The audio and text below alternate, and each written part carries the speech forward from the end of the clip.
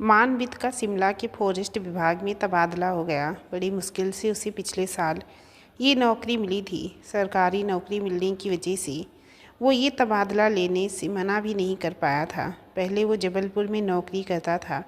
जबलपुर उसका खुद का शहर था और अब उसे जबलपुर से शिमला पहुंचा दिया गया था। फिर भी परिवार की स्थिति को देखकर उसने ये स्वीकार कर लिया था। मानवित को फॉरेस्ट डिपार्टमेंट की तरफ से क्वार्टर मिल रहा था, पर उसे अकेले रहना पसंद नहीं था। इसीलिए उसने अपनी ऑफिस के नज़दीक एक घर किराए से ले लिया। उसे 2 मंजिल मकान में नीचे घर के मालिक रहते थे। ऊपर आमने सामने 2 कमरे थे, जिसमें से एक मानवित को दिया गया था, दूसरा कमरा भी किराए से दिया गया था। कमरा काफ़ी बड़ा था। कमरे के अंदर ही एक तरफ किचन बनाया गया था, दूसरी तरफ बेड, एक अलमारी और छोटा सा स्टडी टेबल रखा था। बाथरूम दोनों कमरे के बीच एक ही था, जो बाहर था। बेड की बाजू में बड़ी खिड़की थी, जहाँ से पहाड़ियाँ दिखती थी। कुल मिलाकर बड़ी खुशनुमा जगह थी। मानवित के सामने के कमरे की तरफ झांका। मानवित ने सामने के कमरे की तरफ झांका, लेकिन उसे कोई दिखाई नहीं दिया। मानवित एक 23 साल का अच्छी कदकाठी वाला खुशमिजाज इंसान था। सबकी मदद करता था, सबसे अच्छे से बोल लेता था। पारिवारिक जिम्मेदारियों के चलते उसे यहाँ घर से इतनी दूर आना पड़ा था। मानवित के परिवार में उसके माँ, पापा और 3 बहनें थीं। पापा नौकरी से रिटायर्ड हो चुके थे। एक बड़ी बहन की शादी हुई थी, बाकी की 2 बहनों की शादी अभी बाकी थी। दोनों बहनें मानवित से छोटी थी। अलग जगह बोली, खान पान अलग होने की वजह से मानवित अपना खाना खुद ही बनाता था। डिपार्टमेंट ने उसकी हेल्थ के लिए एक आदमी छोटू दिया था, जो उसके छोटे बड़े काम कर देता था। छोटू वहीं नज़दीक ही रहता था। जब भी मानवित उसे बुलाता वो आ जाता था। पहाड़ों में शाम जल्दी होती है। मानवित का ऑफिस का टाइम भी सुबह 9 से 4 का होता था। कभी कभार कुछ इमरजेंसी हो तो उसे रात में जाना पड़ता था, वो भी सिर्फ राउंड लगाने। मानवित को शिमला आए आज 3 दिन हो गए थे। अभी तक उससे सामने वाले कमरे में कौन रहता है पता ही नहीं चला था। आज संडे था। संडे को मानवित की ऑफिस में छुट्टी थी। मानवित ने उठ के जैसे ही कमरे का दरवाज़ा खोला, सामने पेसेस में एक छोटी सी 3 साल की बच्ची बैठी हुई धूप सेक रही थी। दरवाज़ा खुलने की आवाज़ से उस बच्ची ने मानवित की तरफ देखा। उसने एक प्यारी सी मुस्कान मानवित को दी। मानवित भी उसके सामने मुस्कुराया। गोल चेहरा, बड़ी बड़ी आंखें, घुंघराले बाल। वो बच्ची बड़ी ही प्यारी थी। अभी मानवित उसके साथ बातचीत करता, उससे पहले मिश्री नाम से आवाज़ लगाती हुई उसकी माँ वहाँ आई। उसके हाथ में दूध का गिलास था। एक सेकंड के लिए उसकी और मानवित की नज़र मिली। मानवित एकटक उसे देख रहा था। उस औरत ने अपनी नज़र फिरा ली और बच्ची की तरफ बढ़ गई। मानवित एक पल उसे देखता रह गया। गोल चेहरा, बड़ी बड़ी आंखें, गोरा रंग, घुंघराले बाल, बेहद खूबसूरत। वो बच्ची भी बिल्कुल अपनी माँ जैसी ही दिखती थी। मानवित तुरंत अंदर चला गया और उसने दरवाज़ा बंद कर दिया। उसे ग्लानि महसूस हुई। ऐसे किसी शादीशुदा और एक बच्ची की माँ को देखना उसे बुरा लग रहा था। पता नहीं इन आँखों ने ऐसी कैसी गुस्ताखी कर ली कि नज़र एक पल उससे हटी ही नहीं। चाय नाश्ता करके मानवित वापस बेड पर आकर बैठ गया। मानवित को दरवाज़ा बंद रखना पसंद नहीं था।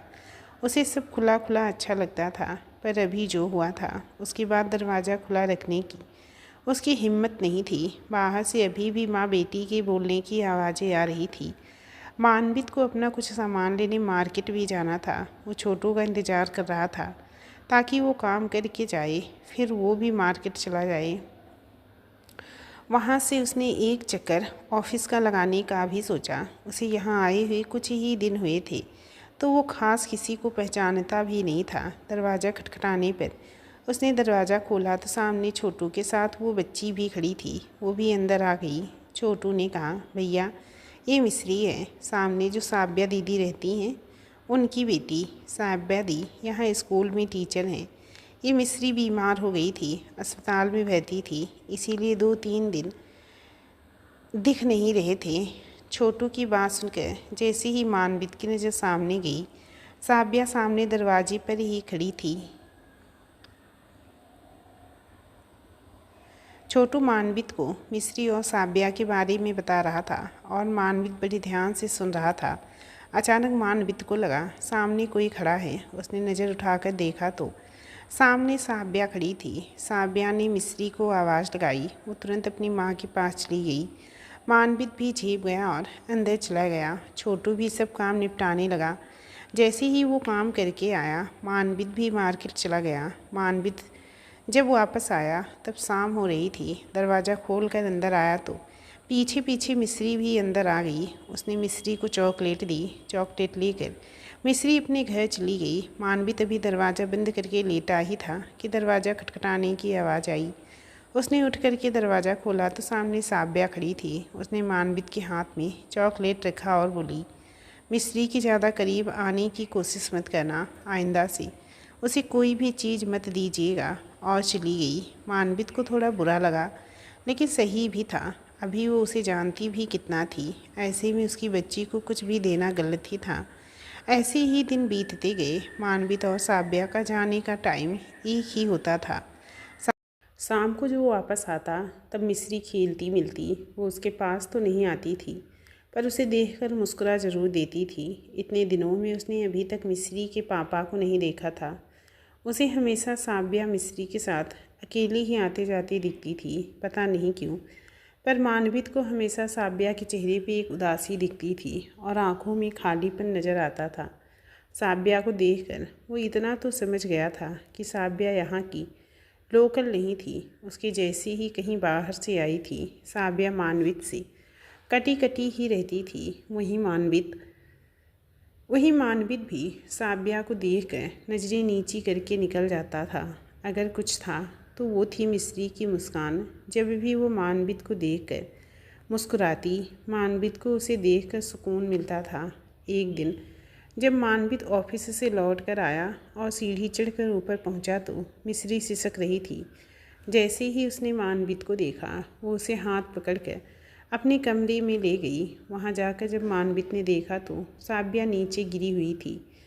उसने नज़दीक जाकर देखा तो उसे तेज़ बुखार था। इस वजह से शायद वो बेहोश हो गई थी। उसने छोटू को गाड़ी लेकर बुलाया और अस्पताल लेकर गया। तेज़ बुखार के चलते वो बेहोश हो गई थी।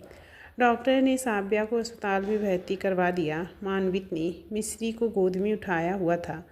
डर के मारे वो मानवित के गले से लिपट गई थी। मिश्री की हालत देखकर मानवित की आंखें भी नम हो गई थी। मानवित उसे कैंटीन में ले गया और उसे नाश्ता करवा कर वापस ले आया था। साब्या अभी तक होश में नहीं आई थी।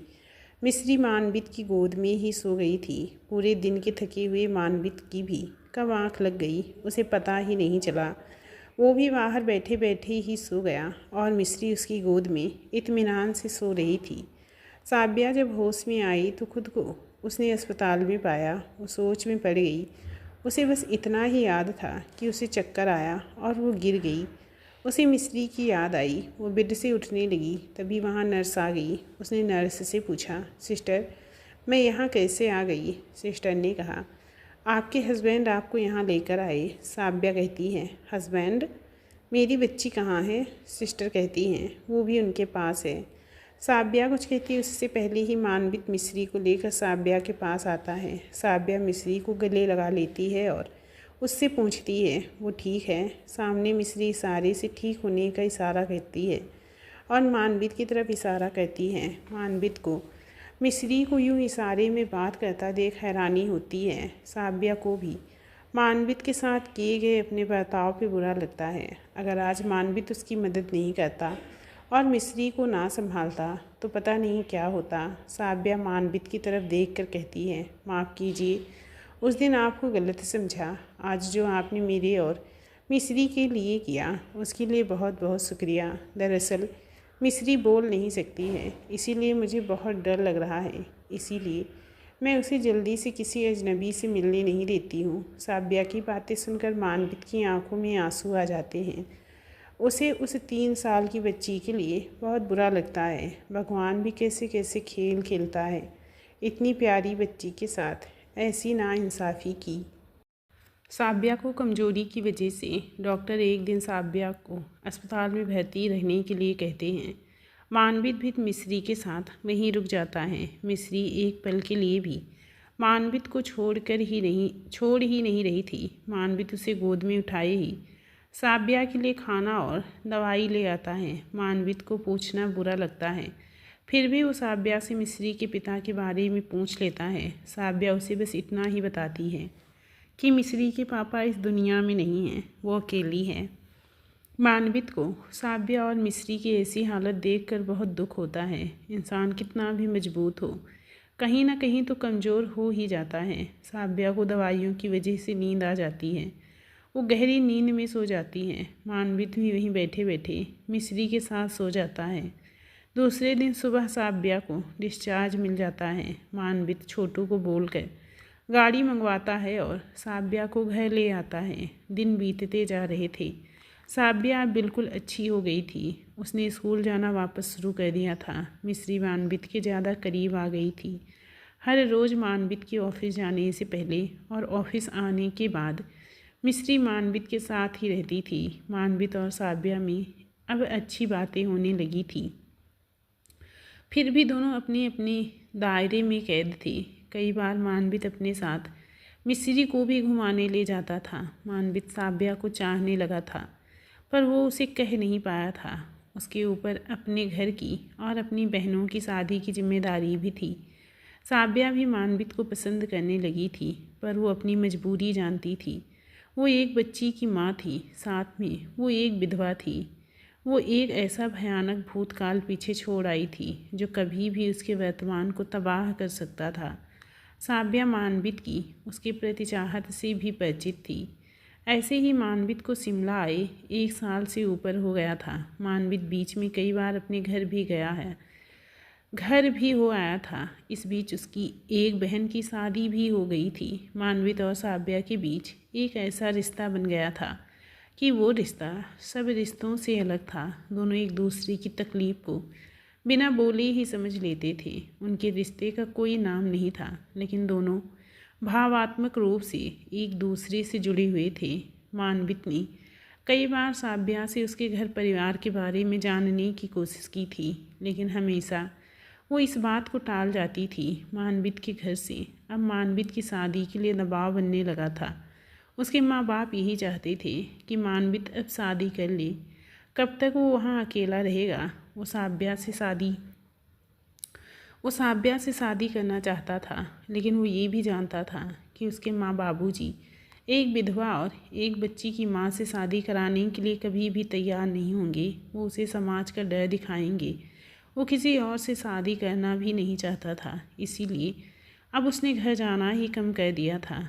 उसने घर में भी 2-3 साल शादी के लिए मना कर दिया। एक दिन मानवित और साब्या ऐसे ही बैठकर बातें कर रहे थे। बातों बातों में मानवित साब्या को पूछता है, उसे यहाँ 2 साल होने को आए हैं, उसका यहाँ से तबादला कभी भी हो सकता है। अगर उसका तबादला हो गया तो वो उसके साथ चलेगी। साब्या सोच में पड़ जाती है। वो क्या जवाब दे, क्योंकि इतना आगे तो उसने सोचा ही नहीं था। उसे सोच में पड़ी और चुप देख कर मानवित हिम्मत करके उसे अपने दिल की बात बोल देता है। मानवित कहता है, साब्या, कब से तुम्हें कुछ कहना चाहता हूँ, लेकिन कह नहीं पाया। बहुत चाहता हूँ तुम्हें, तब से जब तुम्हें पहली बार देखा था। तुमसे शादी करना चाहता हूँ। मुझे कोई फ़र्क नहीं पड़ता कि तुम विधवा हो और एक बच्ची की माँ हो। रहा मेरे माँ बाबूजी का सवाल, तो उनको मैं मना लूँगा। मुश्किल है, पर मान जाएंगे। बस मुझे ये बताओ कि तुम क्या चाहती हो, तुम्हारे मन में क्या है। साब्या की आंखों में आंसू आ जाते हैं। वो मानवित से कहती है, मानवित, मैं भी तुम्हें चाहती हूँ। मैं जानती हूँ मिस्री को तुम जितना प्यार दोगे, तुम जितना उसका ख्याल रखोगे, और कोई नहीं रखेगा। पर मेरा भूतकाल तुम्हारे लिए खतरा बन सकता है। मुझसे शादी करके तुम्हें दुख और तकलीफ़ के अलावा कुछ नहीं मिलेगा। साब्या मानवित को कहती है,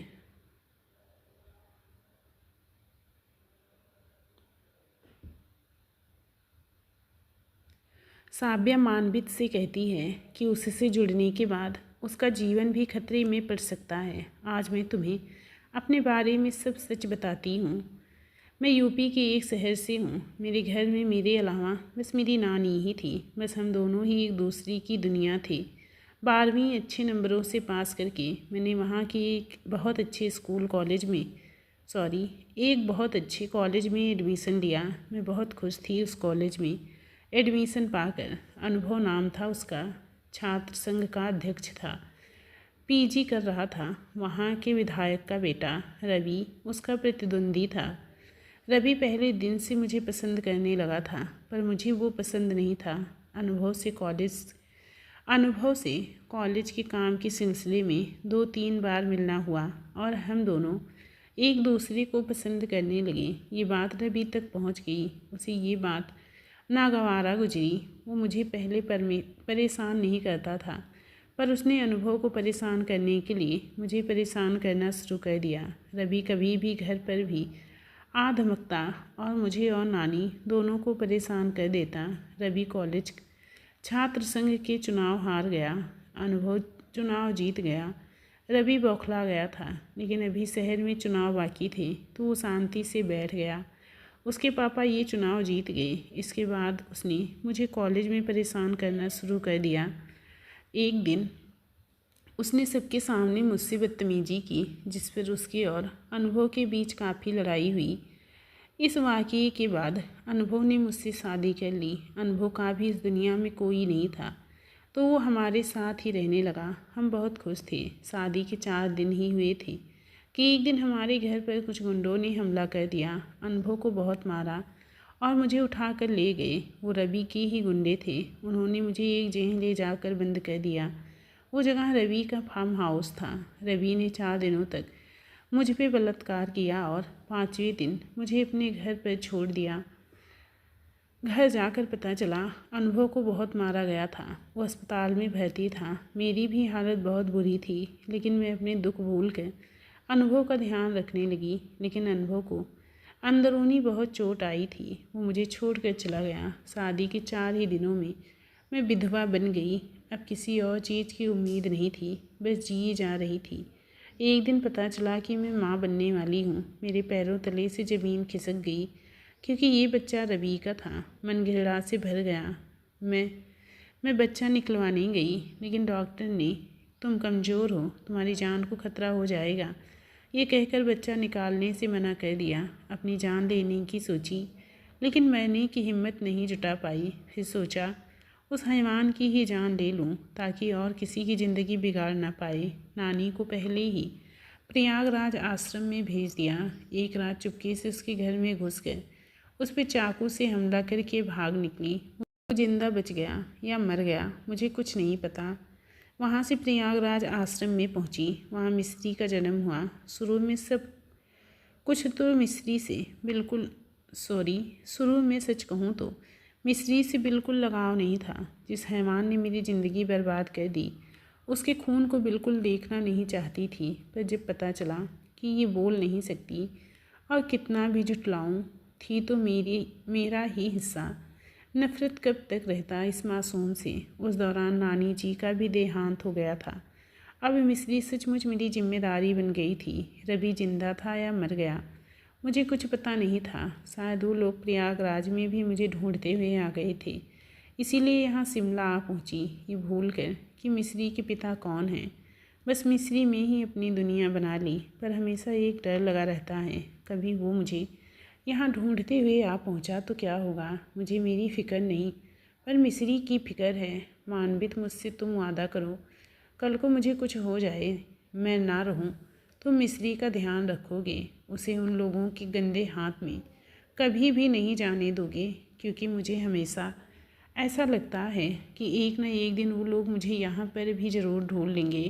तब मिस्री के जीवन पर भी खतरा बन जाएगा। साब्या की बातें सुनकर मानवित एकदम खामोश हो गया। कितना दर्द, कितनी तकलीफ़ में जी रही थी साब्या के साथ जो हुआ था वो उसके सोच के बाहर था। 20 साल बाद पूरा हॉल तालियों की आवाज़ से गूंज रहा था। स्टेज पे एक 25 साल की ऑफिसर को उसकी बहादुरी के लिए अवार्ड से सम्मानित किया गया था। 25 साल की IPS ऑफिसर मिस्री सिन्हा ने अपनी सूझबूझ और बहादुरी से लड़कियों की तस्करी करने वाले गैंग को पकड़ लिया था।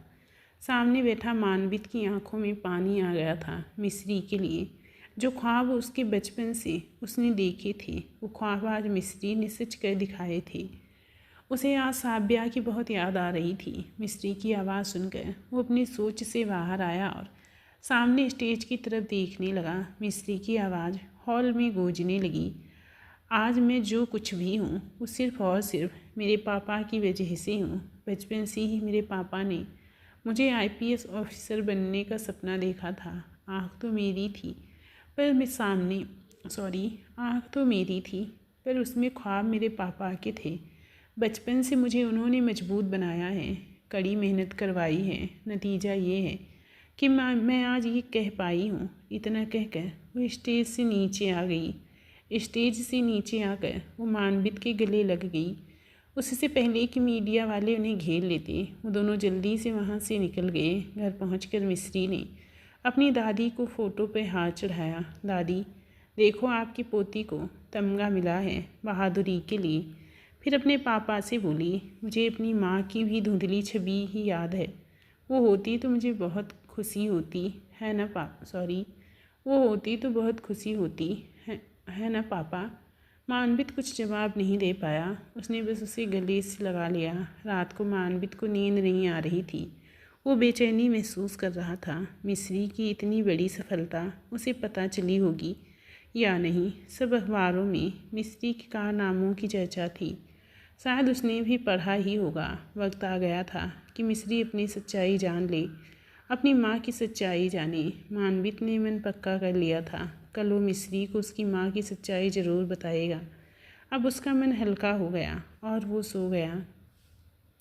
दूसरे दिन मिस्री को जल्दी जाना था, इसीलिए वो सुबह जल्दी तैयार हो गई थी। मानवित का मन भी शांत था। नाश्ता करके मिस्री थाना जाने के लिए निकल गई। मानवित भी ऑफिस चला गया। अब मानवित गुजरात में बड़ौदा में जिला कचहरी में जॉब करता था। उसने अब गुजरात को ही अपनी कर्म भूमि बना लिया था। वो मिस्री को सुरक्षित भविष्य के लिए सबसे दूर ले आया था। शाम को खाना खाने के बाद मानवित और मिस्री दोनों बैठकर बातें कर रहे थे। मिस्री उसे अपनी मिशन के बारे में बता रही थी। मिस्री की आवाज़ को सुनकर मानवित की आंखों में पानी आ गया था। मिस्री ने जब बातें करते करते मानवित की तरफ देखा तो वो अपनी पानी वाली आंखों से उसे ही देख रहा था। मिस्री उसके गले से लग जाती है। क्या हुआ पापा, कल से देख रही हूँ, बार बार आंखों में पानी क्यों आ रहे हैं आपके? मानवित कहता है, जब भी तुम्हें बोलता सुनता हूँ तो मन भर आता है। मिस्री कहती है, जानती हूँ पापा, मेरी आवाज़ लाने के लिए आपने बहुत मेहनत की है।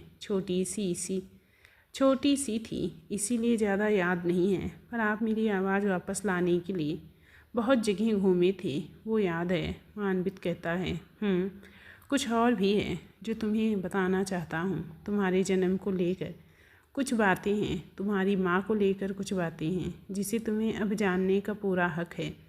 और मानवित मिस्री को उसकी माँ साब्या के बारे में सब कुछ बताता है। मिस्री कहती है, बचपन से सिर्फ आपको और दादी को ही देखा है। माँ की बस एक धुंधली सी तस्वीर और कुछ धुंधली सी यादें थी। आप ही मेरे सब कुछ हो। वो रोने लगती है। मेरी माँ ने मुझे ज़िंदा रखने के लिए इतनी मुसीबत झेली और आपने तो मुझसे कोई रिश्ता ना होते हुए भी अपनी पूरी ज़िंदगी मेरे नाम कर दी। मानवित कहता है, रिश्ता कैसे नहीं था, था ना रिश्ता, दर्द का रिश्ता था। वो बस रोए जा रही थी। मानवित उसे गले से लगा लेता है, बस कर मेरे बच्चे, तुझे रुलाना नहीं चाहता था, पर तुझे सच्चाई बतानी थी उतनी ही ज़रूरी पर तुझे सच्चाई बताना भी उतना ही ज़रूरी था। मिस्री कहती है, पापा क्या मेरी माँ जिंदा है? मानवित कहता है, हाँ बेटा, ऋषिकेश के एक आश्रम में वो रहती हैं। उसने मुझसे कहा था, जिस दिन मेरी बेटी मेरी सच्चाई समझने लग जाए, अपनी माँ की मजबूरी समझने लगे, उसे गलत ना समझे, तब उसे मेरे पास ले आना। मिस्री कहती है, पापा मैं इंतज़ाम करवाती हूँ, हम कल ही चलेंगे। मानवित ने हाँ में सिर हिला दिया। वो इसी दिन का इंतज़ार कर रहा था। वो चाहता था कि मिस्री साब्या की मजबूरी को समझे, उसे गलत ना समझे। वो कई बार साबिया से मिलने ऋषिकेश जाता था, लेकिन उसने कभी मिस्री को इस बात की भनक तक लगने नहीं दी थी। वो सही समय का इंतज़ार कर रहा था। दूसरे दिन सुबह ही मानवित और मिस्री साबिया से मिलने के लिए निकल गए। मिस्री अपनी माँ से मिलने के लिए बेचैन थी। उसकी माँ का त्याग ही उसे आज इस मुकाम तक लाया था। वही मानवित का मन एक बार फिर अतीत की यादों में चला गया। मिस्री को जब से साबिया उसकी माँ के बारे में पता चला था, वो उससे मिलने के लिए बेचैन हो उठी थी। वो तुरंत ऋषिकेश जाना चाहती थी। दूसरे दिन सुबह ही दोनों साबिया के पास ऋषिकेश जाने के लिए निकल गए थे। मिस्री का मन आज बस में नहीं था। वो जल्द से जल्द अपनी माँ के पास पहुँचना चाहती थी। वहीं मानवित का मन वापस अतीत में पहुँच गया था। साबिया से उसकी कहानी सुनने के बाद मानवित का साबिया के लिए प्यार और बढ़ गया था। हालात के सामने झुकने की बजाय उसने उन हालातों का सामना किया था। वो आज साबिया से अपने मन की हर बात कह देना चाहता था। मानवित कहता है, साबिया, तुम्हारी कहानी सुनने के बाद तुम्हारे लिए मान और भी बढ़ गया। मैं तुम पर दया दिखाकर तुमसे शादी नहीं करना चाहता। तुम्हारा अतीत जानने के बाद तुमसे और ज़्यादा प्यार करने लगा हूँ। मिस्री को पिता का नाम देकर उसे एक सुरक्षित भविष्य देना चाहता हूँ। साबिया कहती है, आपके प्यार, आपके जज्बात की मैं कद्र करती हूँ, पर आपके साथ कोई भी रिश्ते में बंधकर मैं आपको कोई भी मुसीबत में डालना नहीं चाहती। आपके माता पिता की बहुत सी उम्मीदें आपसे जुड़ी हुई हैं। मैं उन उम्मीदों को तोड़ना नहीं चाहती। आपके माता पिता कभी भी एक विधवा, एक बच्ची की माँ और एक ऐसी औरत जिसके साथ बलात्कार हुआ हो उसे स्वीकार नहीं करेंगे। तुम बहुत अच्छे इंसान हो मानवित, पर हमारा समाज अभी भी उसी युग में जी रहा है जहाँ हमें कुछ बातों की आज भी इजाज़त नहीं है। तुम समझो, तुम्हारे और मेरे बीच जो रिश्ता है वो बहुत ही पवित्र रिश्ता है, जो देह से नहीं मन से जुड़ा है। वैसे भी हर रिश्ते का कोई नाम हो ये ज़रूरी तो नहीं। कुछ रिश्ते बेनाम ही अच्छे होते हैं, जिसमें एक दिल दूसरे दिल की आवाज़ सुन लेता है, एक मन दूसरे मन का दर्द जान लेता है। दर्द का रिश्ता है हम दोनों के बीच, जो हर रिश्ते से बड़ा है। इतना कहकर साबिया रोने लगती है। साबिया को ऐसे रोते देख मानवित को बहुत गुस्सा आता है। वो साबिया से कहता है, कौन से समाज की बात कर रही हो तुम? वो समाज जो कभी तुम्हारी मदद करने नहीं आया, जिसने कभी तुम्हारा साथ नहीं दिया। एक छोटी सी बच्ची को लेकर तुम्हें उसकी और अपनी सुरक्षा के लिए इधर उधर भागना पड़ा। उस समाज की बात कर रही हो तुम। माना कि मेरे माता पिता को मनाने में समय लगेगा, लेकिन वो मेरी बात ज़रूर समझेंगे। आखिर मेरी भी तो 3 बहनें हैं। मैं अगले हफ्ते ही जबलपुर जाकर उनसे बात करता हूँ। साबिया मानवित को कोई जवाब नहीं देती है। उसे मानवित का स्वभाव पता चल गया था। वो हार मानने वालों में से नहीं था। मानवित के माता पिता इन 2 सालों में 2-3 बार शिमला आ चुके थे। साबिया भी उनसे मिल चुकी थी। वो इतना तो जान गई थी कि मानवित के माता पिता इस शादी के लिए कभी नहीं मानेंगे। वो उनके बीच संघर्ष का कारण बनना नहीं चाहती थी। मानवित भी हार मानने वालों में से नहीं था। उसने भी सोच लिया था कि अगर उसके माता पिता नहीं मानेंगे, फिर भी वो साबिया से शादी करके ही रहेगा। वो साबिया के शहर जाकर रबी के बारे में भी जानना चाहता था, ताकि साबिया को उसके डर से हमेशा के लिए मुक्ति मिल जाए। मानवित पूरे 1 हफ्ते बाद वापस आया था। मिस्री को मानवित से इतना लगाव हो गया था कि उसने साबिया को परेशान कर दिया था। वहीं मानवित का भी मिस्री के बगैर बुरा हाल था। जैसे ही मानवित वापस आया, मिस्री दौड़कर उसके गले लग गई। मानवित मिस्री को देखकर खुश हो गया, पर उसके चेहरे के पीछे छिपी उदासी उसने देख ली थी। उसे पता ही था मानवित के माँ बाप नहीं मानेंगे। मानवित को इस बात का दुख बहुत था कि उसके माता पिता ने साबिया को अपनाने से इनकार कर दिया था, लेकिन जिस डर के साए में वो जी रही थी, वो साया खत्म हो गया था। मानवित ने साबिया को बताया कि वो रवि का हाल जानने उसके शहर गया था और वहाँ से उसे साबिया के लिए खुशखबरी ही पता चली थी। रवि उसके माँ बाप की इकलौती औलाद थी। जिस दिन तुम उसे मारकर भाग निकली, उस दिन वो बहुत जख्मी हो गया था। तुमने उसके पेट और सीने पे वार किया था। 2 महीने वो आईसीयू में रहा। उस दौरान उसके पिता ने तुम्हें ढूंढने की बहुत कोशिश की, पर तुम्हारा कोई पता नहीं चला। वो 2 महीने बाद अच्छा होकर घर भी आ गया, पर तुम्हारे लिए गुस्से से पागल भी हो गया था। हर जगह पागलों की तरह तुम्हें ढूंढ रहा था। उसे शराब पीने से मना किया गया था, फिर भी उसने पी, जिस वजह से उसके शरीर में जहर फैल गया और वो मर गया। रवि के मरने के बाद उसकी अस्थियां विसर्जित करके वो प्रयागराज आए थे। वहाँ पर उन्होंने तुम्हें देख लिया था। तुम्हें वो पकड़ पाते उससे पहले तुम वहाँ से निकल गई। 1 साल पहले उनका भी देहांत हो गया है। साब्या कहती है, तुम्हें इतना सब कैसे पता? मानवित कहता है, मैं रवि की माँ से मिला था। उन्होंने मुझे बताया वो अपने बेटे की पे बहुत शर्मिंदा थी, पर पति और बेटे के आगे लाचार थी। मैंने उन्हें तुम्हारे और मिस्त्री के बारे में कुछ नहीं बताया है। उन्होंने सब कुछ बेचकर अनाथ आश्रम को दान कर दिया है और खुद हरिद्वार जा रही हैं।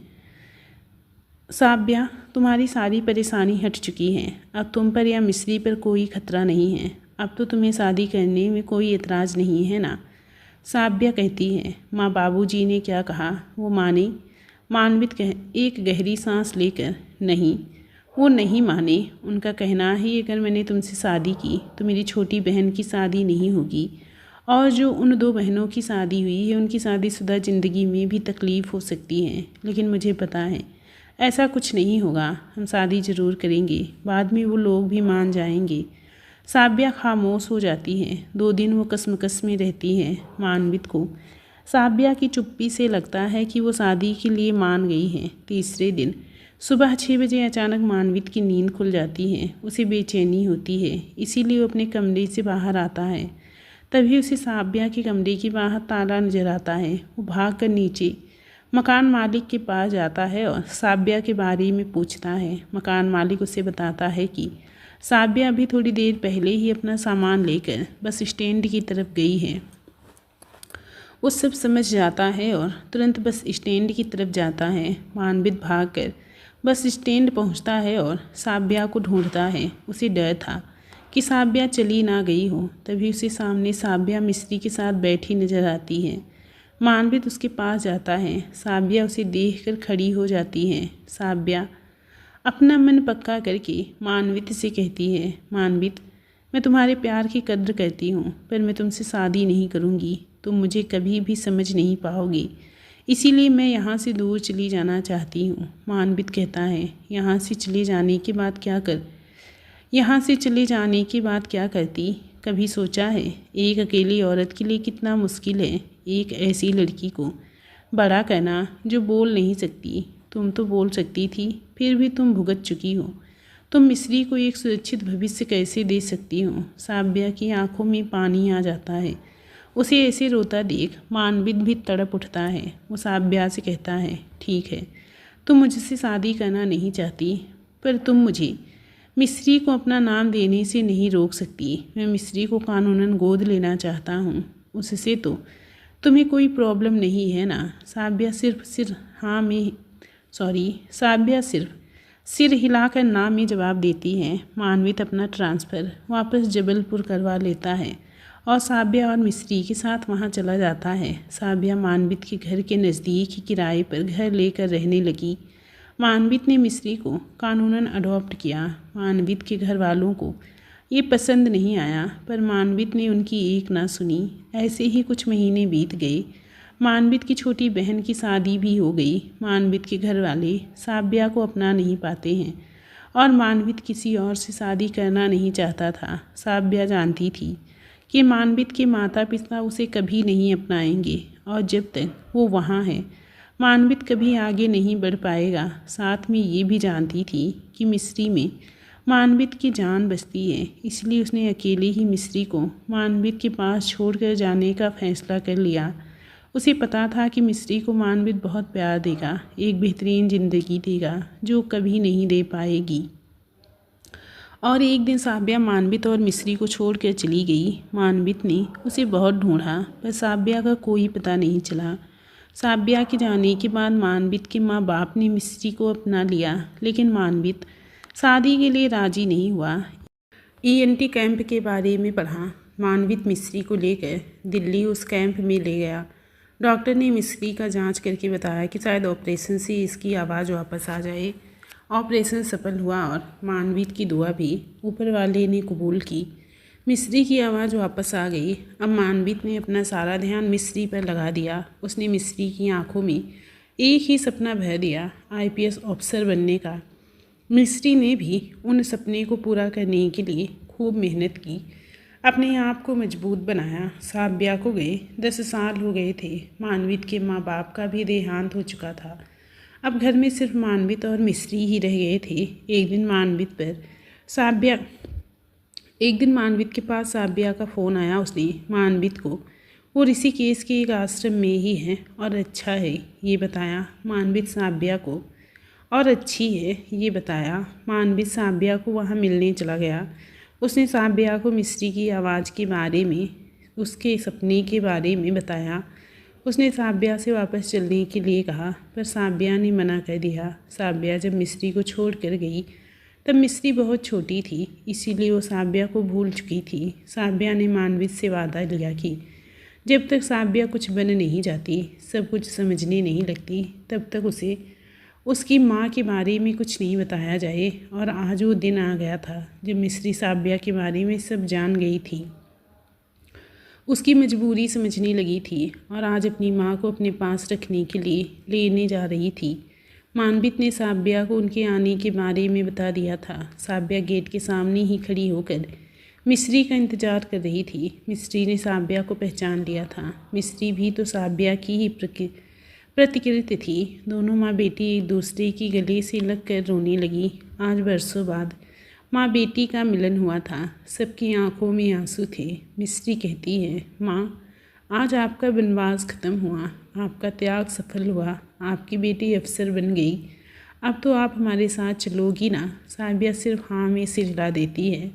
मिस्री को उसकी माँ मिल गई थी, साहबिया को अपनी बेटी। मानवित ने अपने सच्चे प्यार के लिए अपनी पूरी ज़िंदगी दोनों के नाम कर दी थी। तीनों आज अपनी नई ज़िंदगी की तरफ चल दिए थे, आँखों में एक नई उम्मीद, नया सपना लेकर। दोस्तों, ये छोटी सी कहानी आप लोगों को कैसी लगी प्लीज़ बताना ज़रूर। और हमारे चैनल पर न्यू हैं तो प्लीज़ चैनल को सब्सक्राइब कर लेना, ऐसी ही छोटी छोटी प्यारी प्यारी कहानियों को सुनने के लिए।